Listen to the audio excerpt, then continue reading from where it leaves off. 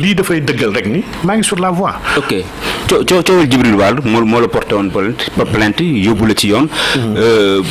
kan doone la bu démb doon tey doo si delluwaat ndax ku la xam ne mbir moom noonu la demee. mais ba tey coowal góor jigéen ak tur yi nga doon cité est-ce que mën nañ xaar Cheikh Oumar Diagne changer de fusil d'épaule maanaam xool ni muy gën a appréhender question boobu. wala dafay gën a dem di dóor frontalement rek. waaw xam nga lii moom sama mbokk yu bëri sañ ma ci wax samay xarit yu bëri sax yi nga xam ne ba ci en prison ah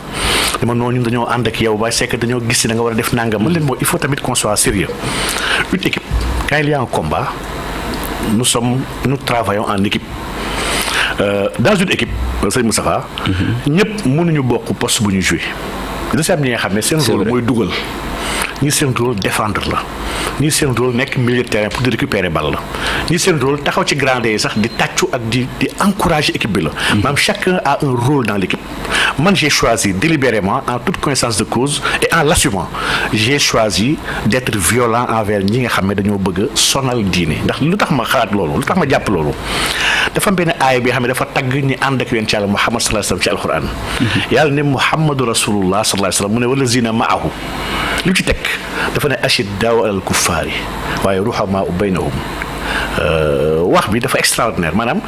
ashiddaa'u alal kuffaari ils sont très violents ak saay-saay gi yëfir yi waaye ruhamaa'u baynahum waaye ils sont très miséricordieux envers eux donc man j'ai choisi délibérément d'être violent envers tous ceux qui sont en croisade contre ce que li ma gëm man te muy islam man sama méthode dama jàpp ni violence la peut-être sama tur moo ma ko yóbbee ndax Seydina Omar ibn Khattab koo xam-xam ni mu meloon ci jaas yi ni mu meloon ci xeex man dama gëm xeex ak frontalité dans le combat dama ko gëm léegi nag ce que je faisais ndax naa ko bàyyi lu ma ko bàyyi gëw ma ne dama def dara lu bon ko bàyyi ndax nit tamit da nga war a tamit di am maanaam oyofal tuuti quoi leen nit ñi di waxee quoi parce que ñoon buñ koy wax mooy dañ lay bëgg moytu delluwaat kaso beeg yooyu je suis entièrement d'accord dama jàpp ni s'il faut aller 30 fois en prison j'irai 1000 fois en prison prison du benn frein à mon combat. tiitalu la. non Macky tapet bi moo ragal prison man du ko Macky Sall donc ragaluma prison jaaxaluma je dis que nag sama ligne mësta nekk mbiru dénigrer ay nit benn par benn ça c'est pas moi man sama ligne c'est exposer faire comprendre partager tout l'agenda wala toute la réalité en dessous d'une cause bi nga xam ne qui a été cachée donc man taxaw di lim par exemple damay jox exemple bu ndaw ci kaaw góor jigéen yi je n'ai jamais man musuñu ma dégg ma taxaw naan diw góor jigéen la non je le ferai jamais pourtant PGA bi non PGA c'est quelque chose bi xam ne suñu assemblée ci dugg PGA c'est pas secret assemblée nationale Sénégal ci dugg xamuñ ko woon moo tax nag ma leeral ko pour waa Sénégal xam ko donc musuma taxaw de diw pourtant yàlla xam na ni man fii kilifa yu bëri ba seen doom yi nekk góor jigéen ba si biir assemblée ñu fa am ay doomu góor jigéen xam naa leen ay député ay góor jigéen yi xam ne am nañ doomu góor jigéen moo tax ñun suñu taxawee di xeex proposition de loi bi du ma bett xam naa bu baax mais je n'ai jamais été là à dire que diw góor jigéen la wala diw doomu góor jigéen la non ça aw ma droit def ko islam bi ma gëm te muy sama méthode islam moo ma ko tere islam dafa ma tere may topp doomu aadama di ko luññati ci biir néegam pour ne diw lii wala diwlee waaye nag quand il y a un agenda dans lequel on a plongé notre pays di ko déployer suñu biir programme scolaire pour ay doom di ko déployer dans l'espace public di préparer benn avènement ou une société sans discrimination où ku nekk day mën a exercer droit am ni mu ko neexee ça je dis non c'est pas le modèle du Sénégal dans lequel j'aimerais évoluer ma ak samay doom je dis non donc je pointe du doigt un agenda je pointe du doigt des traités yoo xam ne ci dugal Sénégal dugal ma ci kon man tamit dugal ma ak sama njaboot ci loolu laay wax mais waxuma ay nit PGA bi ma wax nag PGA bi may wax kenn mënu ko dindi wax naa ko juge bi dinaa ko présidente PGA mu tudd Margaret Cederfelt c'est une suédoise communiqué naa dama wax ak moom bind naa ak moom du benn du ñaar. présidente PGA. mooy présidente ci PGA c'est une députée de la Suède donc man PGA bu may wax du xamantuwuma ko c'est que man. mais PGA lan la pour sunu maam bi ñuy déglu ñi ki xam-xamam gàtt. boo ko wax sur le terre à terre. lan la terre à terre benn kuréel la bi nga xam ne ñu ko créé dañoo gis ni adduna bi dañ ko bëgg a transformer def ko benn village planétaire loolu mooy mondialisation.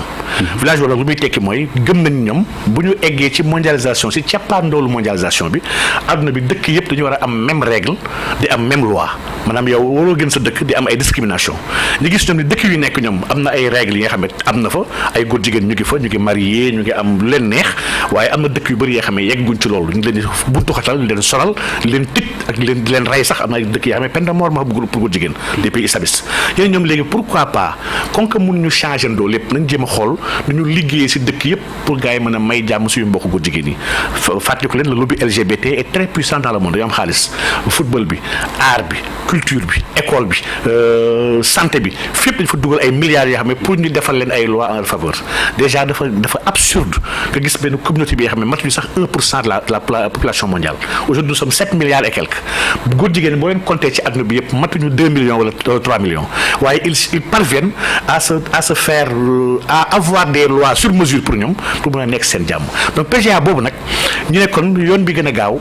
nañ jël programme scolaire dëkk yëpp ñuy waajal xale yi parce que une éducation on le fait sur des générations sur des décennies dañu waajal ay xale yi war a ñëw yoo xam ne ils seront tolérants ci góor jigéen buñ ci yem nañ jël xaalis ba yóbbu ko ci activité cinéma parce que xale bi installé ay film nañ jël film yi di fa def ay messages subliminaux di préparer conscience yi di ut ay rôle góor jigéen yoo xam ne chaque film war na am ay góor jigéen yu ci nekk yoo xam ne am rôle yu baax pour mën a commencer mën a am cette dichotomie là entre hétérogénéité bi ak homosexualité bi ñu ne buñ ci yem nañ xool tamit OMS nañ xool programme yëpp yi nga xam ne dañ ko mën a utiliser pour mën a jàppale ñëpp ñi nga xam ne dañoo nekk ci mbir góor jigéen ñi ñu am ay facilité par rapport ak ñeen ñi waaye itam buñ ci yem nañ jéem a xool dëkk yëpp seen parlement yi seen député yi xam ne ñoo war a defar loi yi nañ jéem a xool ñu fa recruter ay député pour ñu bokk suñu kuréel comme ça ensemble ñu réfléchir naka la ñuy yoonalee ci biir dëkk yooyu ñu mën a mayee jàmm góor jigéen ñi ça va passer par déjà l'absence de discrimination après ñu yóbbu ci dépénalisation après ñu yóbbu sax ci homophobie maanaam am sax ay loi pour képp ku wax ne góor jigéen di jàpp tëj la kaso donc lii ñoom dañ koy liggéey sur le plan mondial PGA boobu mu ngi États-Unis mooy siège ils ont 1107 députés dans le monde entier avec plus de 100 parlements le parlement sénégalais en fait partie et il y a 13 députés sénégalais yoo xam ne ñu ngi ci biir programme boobu Djibril War kenn la ci ñooñu donc ci biir PGA la bokk donc lii c'est clair je l'ai dit au juge je l'ai dit à la police mais ñoom ñu ci bokk est-ce que am nañ information yi nga am loolu ñoom la man nag wax dëgg yàlla en tant que une personne équilibrée et intelligente man du ma bokk su ma xamul léegi nag kuy bokk si loo xamul nag loolu yow la engagé man je ne suis pas là pour xam ndax kii xam na la xamul mais PGA dafa clair ils ont un site internet international ils ont des magazines yu ñuy génnee seen combat wax ñu ko mu leer ils ont que 4 objectifs donc benn bi moom la ñuy woowee ñoom le SOGI maanaam la rubrique qui parle de sexual orientation and gender identity maanaam l'orientation sexuelle ak identité de genre dañu bëgg xool ñu ko liggéeyee ci àdduna bi donc kon lii c'est un fait lii nag bu ñu si bëggee tappale bëgg ci naxasaale man li ma nekk prison c'est pas Djibril War moom fa yóbbu. Djibril War est un épiphénomène dans sama cas kon lan moo la yóbbu. non Djibril War plainte am la ñu gis. oui c'est prétexte la plainte Djibril War. 1000 personnes bu defoon plainte mel kenn leen dugal kaso. kenn bu ñëw léegi plainte la yow mi Moustapha rek maa diffamé andi cassette ak lépp diffamé mooy nga waxal kenn lu dëgg pour atteindre honorabilité ñu woo la confrontation parce que laaj la tëdd yow police woo leen def enquête dafa leen ay PV na la yow yaa wax kii dafa bokk nang nga ne waaw la andi fi ko génne nga génne kayit ne am mu ngi nii fii fa la bokk dans un pays sérieux kenn lu tëj kaso effectivement nga ne kat diw kat daf maa menacé mu andi section vidéo ñu andi 20 minutes teg ko émission Walfadjri li si dëkk bi di teg fépp dégguñu fenn nga menacé ko au contraire moom menacé émission boobu dans un pays sérieux on va pas en prison pour loolu donc su ma yóbbee prison dañoo war a interroger wu mais pourquoi Cheikh Omar Diagne ñu jàpp ko yóbbu ko prison et lii mooy la question légitime que les gens intelligents devraient se poser et des gens intelligents se sont posés cette question dans ce pays et ils ont eu des réponses. yow pour yow lan mooy réponse. non pour man je sais lu tax ma dem prison xam naa ñan ñoo def ay médiation xam naa ñan ñoo ñaan xam naa ñan ñoo pesé pour tëj ma kaso je sais donc. mais ñan ñoo pesé pour non ñu bëri c'est nga mbiru kaso bi. dafa nekk moo tax mooy li wax sànq rek j'ai des contentieux avec beaucoup de groupes yoo xam ne groupe yooyu yëpp ils travaillent en synergie kenn ku nekk son sagom kii kenn du ko gisati te kenn du ko déglu ci àdduna bi donc nag ñooñu nag ils sont vraiment bien organisés am na si ñenn ñi xam ne ba si ay délégation jógeen bitim réew ñoo ba fii di gis président Macky Sall di ko wax ne ko diw mi li muy def c'est grave il est en train de faire un travail bi xam dafa rek di saper conscience kii baaxul suñu mbir dañoo ay góor jigéen lañu ñu président Macky Sall pour mu bàyyi la ci kaso oui ba ma nekkee kaso sax am na góor jigéen di fi ñëw yoo xam ne kontaan nañ si li ma def kaso ci arrestation kontaan nañ ci pour dire que y a beaucoup de choses yu taxoon kaso mais Djibril War wax dëgg yàlla il n'y est absolument pour rien taxaw wax Djibril War membre PGA la Djibril War taxaw menacé moom publiquement moi je l'ai jamais menacé man j'ai dit si émission am ne góor jigéen bu ñu jàpp ñu koy rey mais je parlais pas Djibril War je dis pas que Djibril War góor jigéen la donc gisuma ko man góor jigéen dama ko taxé nit parce que islam daf ma tere may wax nit diw wala diw góor jigéen la fi lekk aw ma ci ay firnde fekk ma nit ak nit te loolu loolu islam soo ko fekkee sax wax loolu ko islam ba dafa imposer 4 personnes yu digaalewul ñu fekkee pour mën a affirmer quelque chose donc islam nekkul dans ci joxoñ ak ci tuuma islam d'accord ci loolu. nekkul ak ci sos. non sos du yoon sos ku ko def si yow ak yéeféer yéen a yem rek parce que yéeféer ñu doon sol yonent bi sallallahu alayhi wasallam ñu doon sol yonent bi ñun nekkul dynamique boobu ñun nous sommes dans un combat clair nous sommes contre l'homosexualité nous sommes contre l'agenda international bi nga xam ne ONU moo ko porté ci àdduna bi yëpp pour jéem a xool lu ñuy yoonalee góor jigéen ci àdduna bi nous sommes contre les programmes scolaires yi nga xam ne ñu ngi koy jël di ko manipuler suñu ay doom pour leen préparer leen jàngal lan mooy tolérance par rapport ak LGBT yi nous sommes contre programme télé yi nga xam ne ñu ngi koy génne mais pourtant président Macky Sall wax na ko waxati ko ne tant que mi ngi fi kenn du ko légaliser. bon loolu ça n'engage lan moo la war a. non loolu ça n'engage man président Macky Sall du waxatu dëgg. président Macky Sall il est allergique à la vérité président Macky Sall lépp lu ñuy wax waxul dëgg xam nga loolu on le sait Sénégal lépp ils le savent président Macky Sall c'est un expert au mensonge en réalité donc président Macky Sall parolam ban lan laa ko war a jàppee di mën a gëm non je dis non Macky Sall li mu wax li waxul dëgg benn mandat suma mandat damay wàññi nangam c'est pas vrai conseil de centralisation dugal nangam milliard de région waxul dëgg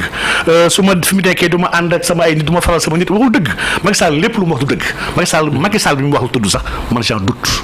pour dire que Macky n'est pas crédible wax dëgg yàlla mais quand il dit que man du ma ko def ba pare ma gis les pratiques maanaam parce que jëf moo gën a fort wax ma gis les pratiques quand le Sénégal sort dans les grands rendez-vous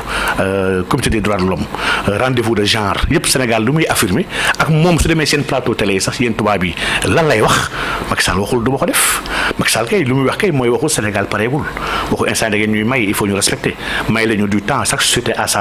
son ADN à son métabolisme ñun suñu bos ça va prendre un peu plus de temps que yéen waaye ça va venir Macky Sall di voter ay lois yi xam ne on a une stratégie sax la SNEG on a une stratégie nationale pour l'équité et l'égalité de genre dans ce pays on a créé un ministère du genre on a mis le mot orientation sexuelle dans notre corpus juridique mu ngi dans le code de la presse donc Macky Sall ses actes disent que Sénégal mu ngi dox ci agenda bi et d'ici maximum 20 ans góor jigéen dina fi dagal Sénégal li la Macky Sall di def léegi nag li muy wax nag moom ça engage ses partisans man ça m'engage absolument pas. ok ànd sàmm jikko yi kuréel boo bokkoon la laata ñu caabi di la féetee ginnaaw seen taxawaay bi ñu la féetee ginnaaw bi la caabi féetee ginnaaw am na ñu gis ne dafa xawoon a manqué comme que li ko ni ñu taxawee woon ñoom manqué na